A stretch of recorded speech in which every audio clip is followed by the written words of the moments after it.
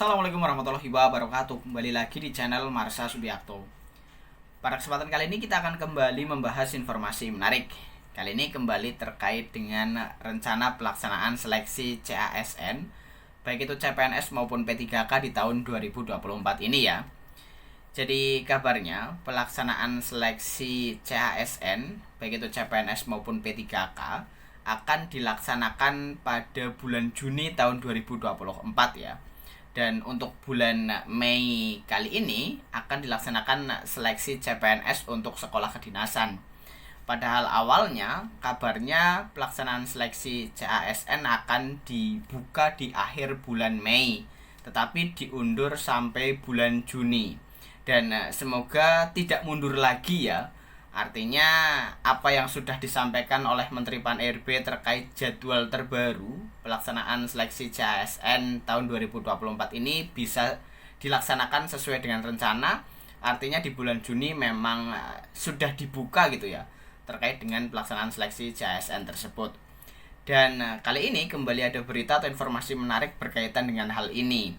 Disampaikan oleh Ketua Ombudsman RI bahwa Ketua Ombudsman RI ini mengusulkan agar pelaksanaan seleksi CASN diundur setelah pilkada gitu ya. Padahal pilkada dilaksanakan sekitar bulan September atau November. Tentunya jika dilaksanakan setelah pilkada bisa saja malah tahun depan gitu ya. Dan kali ini Menteri Pan-RB Abdullah Azwar Anas juga merespon terkait dengan hal ini dan meyakinkan bahwa pelaksanaan seleksi CASN tidak akan diundur setelah pilkada. Dan untuk lebih jelasnya kali ini kita akan coba lihat beritanya ya. Untuk itu langsung saja bagi yang penasaran simak terus. Oke, bismillahirrahmanirrahim, langsung saja kita mulai. Jadi inilah berita atau informasi berkaitan dengan usulan dari Ketua Ombudsman RI bahwa pelaksanaan seleksi CPNS dan P3K diundur sampai selesainya pilkada ya. Diberitakan oleh Kompas TV. Judulnya, benarkah pendaftaran CPNS P3K 2024 diundur sampai selesai pilkada? Ini kata Kemenpan RB. Kita coba bacakan ya. Pendaftaran rekrutmen calon pegawai negeri sipil dan pegawai pemerintah dengan perjanjian kerja 2024 diusulkan untuk diundur sampai pemilihan umum kepala daerah atau pilkada serentak selesai dilaksanakan. Usulan tersebut disampaikan oleh Ketua Ombudsman RI Muhammad Najih. Ia mengatakan penundaan rekrutmen CPNS dan P3K 2024 perlu dilakukan agar tidak dijadikan alat politik. Kalau boleh saya mengusulkan, untuk seleksi CASN tahun ini ditunda sampai dengan selesainya pilkada, biar tidak dijadikan komoditas politik, kata Najih di kantor Ombudsman RI Jakarta, Kamis 2 Mei 2024. Ia menjelaskan, terdapat kekhawatiran momentum seleksi tersebut menjadi bagian dari janji-janji politik dalam masa pilkada serentak 2024. Misalnya, menjanjikan nanti yang mendukung saya akan saya jadikan CASN, jadikan ASN. Itu kan sangat mungkin dalam kampanye dilakukan. Jelasnya seperti dikutip dari Antara.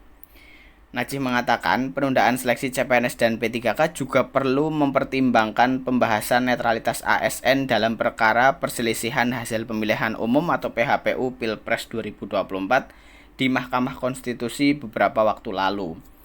Dalam catatan putusan Mahkamah Konstitusi itu sangat jelas, meskipun dari putusannya tidak mengaitkan proses keterlibatan ASN sebagai bagian dari hal yang mengurangi nilai demokrasi, tetapi diakui dalam putusan itu bahwa ke depan netralitas aparatur negara dan ASN itu harus terus diperbaiki, ujarnya.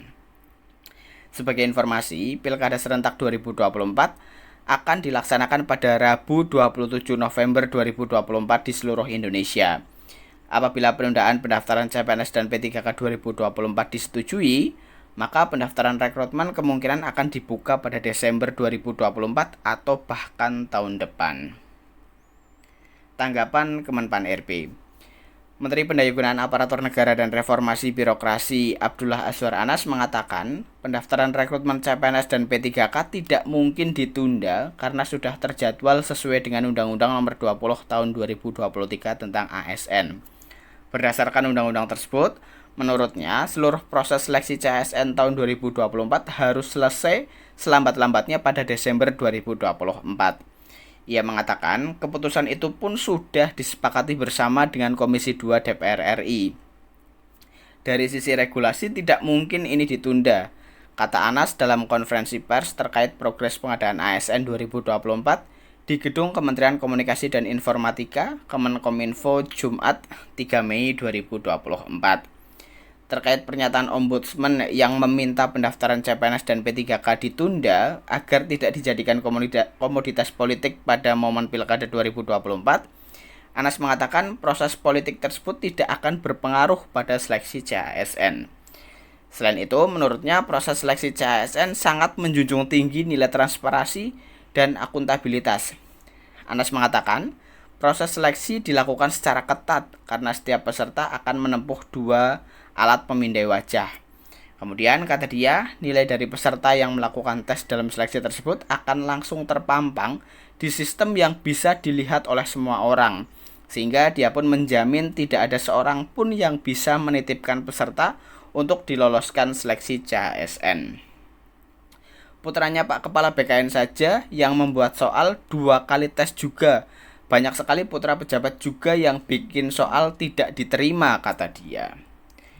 Ya, jadi itulah ya berita atau informasi berkaitan dengan usulan dari Ketua Ombudsman RI terkait dengan pelaksanaan seleksi CPNS maupun P3K di tahun 2024 ini agar diundur setelah Pilkada gitu ya.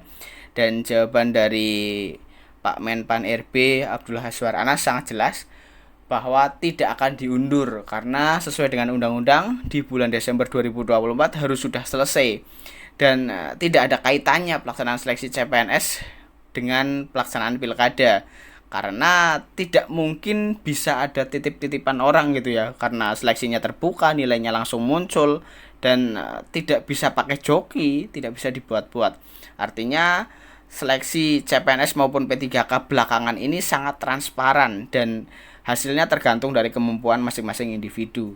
Jadi saya rasa sangat jelas ya jawaban dari Menpan RB dan benar, semoga tidak diundur. Artinya jika rencananya bulan Juni besok akan dibuka, semoga benar adanya tidak dibuka dan tidak diundur-undur lagi. Sehingga hal ini juga memberikan kejelasan bagi para honorer yang sudah menantikan ingin diangkat menjadi P3K. Jadi mungkin itu ya informasi yang bisa disampaikan pada kesempatan kali ini. Jika ada tanggapan atau pertanyaan terkait dengan hal ini, teman-teman bisa tinggalkan di kolom komentar. Terima kasih, mohon maaf bila ada kesalahan. Wassalamualaikum warahmatullahi wabarakatuh.